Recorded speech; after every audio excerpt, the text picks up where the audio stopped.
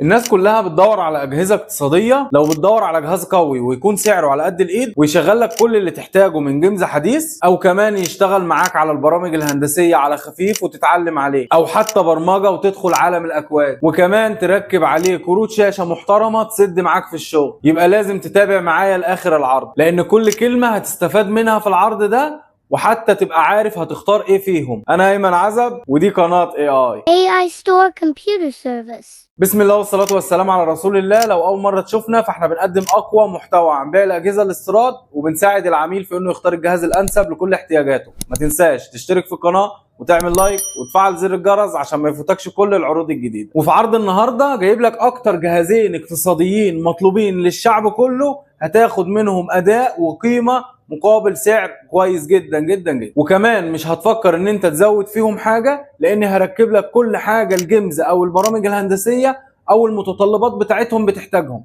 فانت هتاخد مني الجهاز وتركب كابلاتك وتشتغل على طول. وطبعا احنا متفقين ان الجيمز النهارده او البرامج الهندسيه بتطلب امكانيات معينه عشان تشتغل وتديك معاك الكفاءه الكامله. وندخل على اول عرض معانا، وهو الاتش بي زد 230 تاور ورك ستيشن.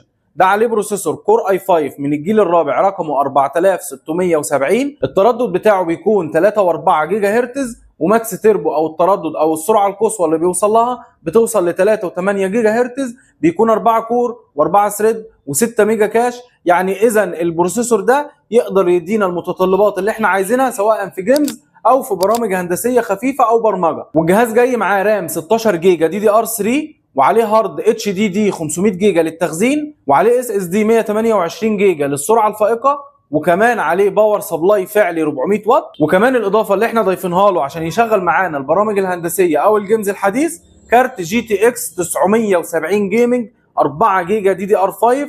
الكارت ده من انظف واحسن الكروت الاقتصاديه اللي موجوده في مصر كلها. ونروح مع بعض زي ما اتعودنا في القناه نشوف حاله الاجهزه داخليا وخارجيا ونوصف المخارج بتاعتها. زي ما اتعودنا نشوف الحاله بتاعت الاجهزه داخليا. طبعا الجهاز ده الزد 230 بيكون عندنا 4 بنك رام او 4 سلوت رام، نقدر نزود فيهم رامات مفيش اي مشكله. بيكون عندنا 2 بي سي اي اكسبريس. الجهاز عندنا فيه 5 ساتا، نقدر نوصل 5 هاردات مفيش اي مشكله في نفس التوقيت. 5 هاردات اهم يقدروا يركبوا. طبعا الجهاز بيكون جاي كامل بالراكات بتاعته بتاعت الاس اس دي ال 2.5 وبتاع الهاردات الاتش دي دي، ونقدر نوصل برده هاردات اتش دي دي هنا مفيش اي مشكله. ودي حاله الجهاز من قدام. طبعا بيكون عندنا الزد 230، ومش كل الاجهزه بتيجي بالكارت الريدر ده. بيكون عندنا 2 يو اس بي 2 منهم واحده فاست تشارج، وبيكون عندنا 2 يو اس بي 3 ومدخل السماعات. ودي مخارج الجهاز من ورا. طبعا الباور سبلاي، وعندنا 2 بي اس 2، وعندنا 2 يو اس بي 2 هنا، ومدخل اللان، واثنين ديسبلاي بورد، واحد دي في اي، واربعه يو اس بي منهم 2 2 ومنهم 2 3، ومدخل السماعات. طبعا الاجهزه بتكون حالتها ما شاء الله زي ما حضراتكم شايفين، وحضرتك طبعا اول واحد يستخدم الاجهزه دي في مصر. وزي ما شفنا الاجهزه مع بعض وحالتها عامله ازاي، نقول المواصفات من تاني عشان الناس ما تتلخبطش معانا.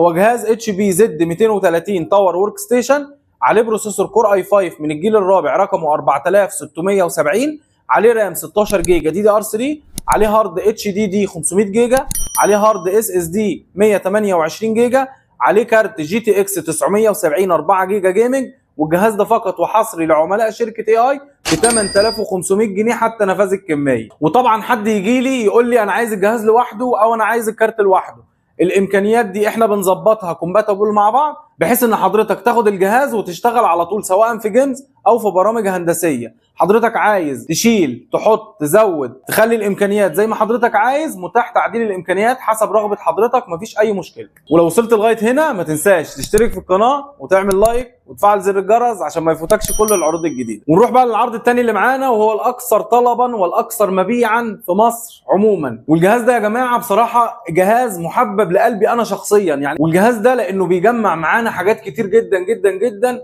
في الامكانيات بتاعته او القابليه بتاعته ان هو يتحدث او يشيل معانا حاجات كتير. وهو جهاز اتش بي زد 240 تاور ورك ستيشن، بيكون عليه بروسيسور كور اي 5 من الجيل السابع رقمه 7500، عليه رام 16 جيجا دي دي ار 4، وعليه هارد اس اس دي 128 جيجا، وعليه هارد اتش دي دي 500 جيجا، وباور سبلاي فعلي 400 واط، وكارت جي تي اكس 970 4 جيجا جيمنج. طبعا الكارت ده بيكون دي دي ار 5. البروسيسور بيكون 4 كور و4 ثريد و6 ميجا كاش. التردد بتاعه بيكون 3.4 جيجا هرتز، وماكس تيربو 3 و8. وزي ما اتعودنا في القناه مع بعض نروح نشوف حاله الاجهزه داخليا وخارجيا ونوصف المخارج بتاعتها. ده العرض الثاني اللي هو الزد 240. بيكون عندنا 4 سلوت رام، بيكون عندنا 2 بي سي اي اكسبريس نقدر نحط فيهم كروت شاشه مفيش اي مشكله. بيكون عندنا 4 ساتا، 2 هنا اهم و2 بيكونوا جنب الفان هنا اهم. تمام كده. بيكون عندنا مدخل الهاردات الام في مي اللي هي احدث تقنيه في العالم. بيكون عندنا الراكات بتاعه الجهاز نقدر نزود فيها هاردات اس اس دي او هاردات اتش دي دي مفيش اي مشكله. وطبعا حضرتك اول واحد يستخدم الاجهزه دي في مصر. طبعا الباور سبلاي بيكون 80 بلس بلاتينيوم زي ما حضرتك شايف كده، وبيكون عندنا الباور متصنف ان هو 400 واط فعلي، او زي ما حضراتكم شايفين 400 واط فعلي هنا بالظبط اهو. طبعا ودي حاله الاجهزه من قدام.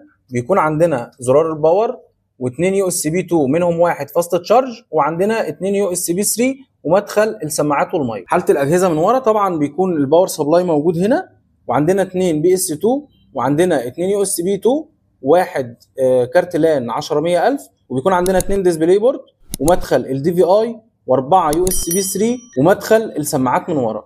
وطبعا زي ما حضرتك شايف حاله الاجهزه حضرتك اول واحد يستخدمها في مصر ما شاء الله، يعني حاله محترمه جدا جدا جدا. الاجهزه من بره مصر على ايد حضرتك على طول. وطبعا الباور سبلاي بتاع الجهاز ال 230 بيكون عندنا 400 واط زي ما حضرتك شايف كده، ولكن ما بيكونش مصنف زي ال 240. ال 240 بيكون مصنف 80 بلس بلاتينيوم، يعني ده الفرق ما بين الباورين. يعني اذا في كروت ممكن تشتغل على ال 240 ما تشتغلش على ال 230.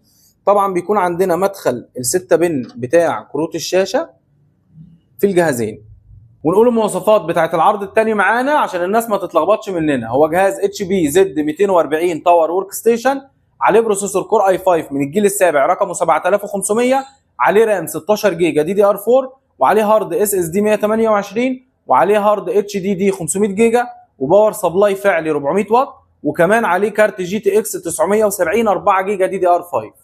والجهاز ده فقط وحصري لعملاء شركه اي اي ب 10300 جنيه حتى نفاذ الكميه. ويجي واحد يسالني سؤال يقول لي ازاي يا باشمهندس ده انا شايف 4 كور و4 ثريد و6 ميجا كاش في البروسيسورين، وشايف 16 جيجا رام و16 جيجا رام، شايف باور 400 واط وشايف باور 400 واط، شايف الهاردات هي طب ازاي في فرق سعر؟ تعالى بقى وانا اقول لحضرتك عشان تستفاد بكل كلمه هتتقال. الزد 240 بيكون راماته دي دي ار 4، الزد 230 بيكون راماته دي دي ار 3.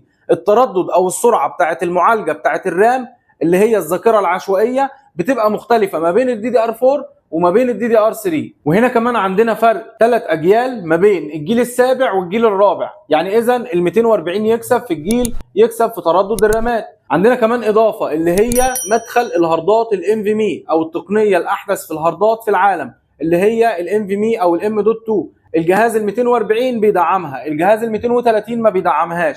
طب حد يقول لي طب ازاي الباور سبلاي هنا 400 واط وهنا 400 واط؟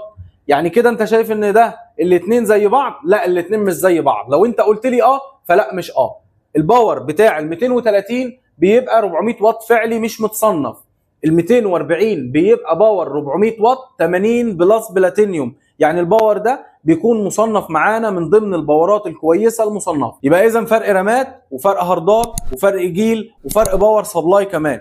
يعني اذا لو حضرتك معاك الامكانيه او البادجت بتاع ال 240 طبعا تاخده لو هتقارنه بال 230، وكمان هيدينا فرق اداء عشان الجيل او الاحداثيه بتاعته.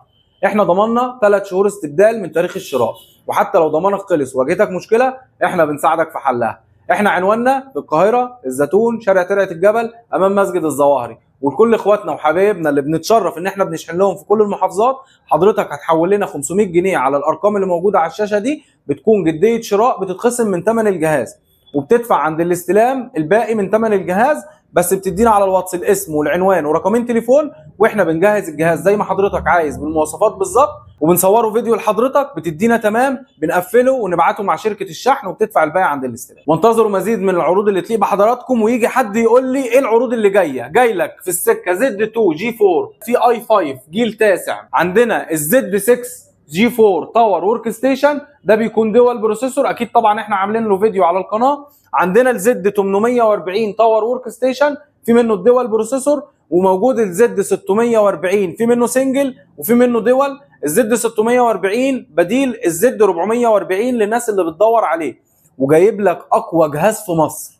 نعم، اقوى جهاز في مصر عليه اقوى بروسيسور في مصر، هتسمع فيه رقم بنص سعره. والسلام عليكم ورحمة الله وبركاته.